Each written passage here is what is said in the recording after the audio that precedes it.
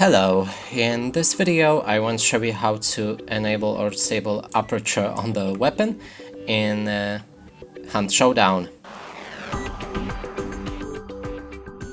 And to do this, by default you'll need to have the weapon with aperture. Here I have the Winfield aperture, and you can see the scope that is up now, and to toggle it off you'll need to click on X on your keyboard, and it's a default key for that.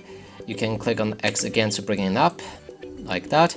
And if this doesn't work for you, then you might need to click on Escape, go to your settings and enter key customization. Here find the toggle weapon mode, and that's the controls for it. You can change it to whichever button you like. And that's it for this video. Hope you like it. Please consider subscribing to our channel, leave a like and a comment below.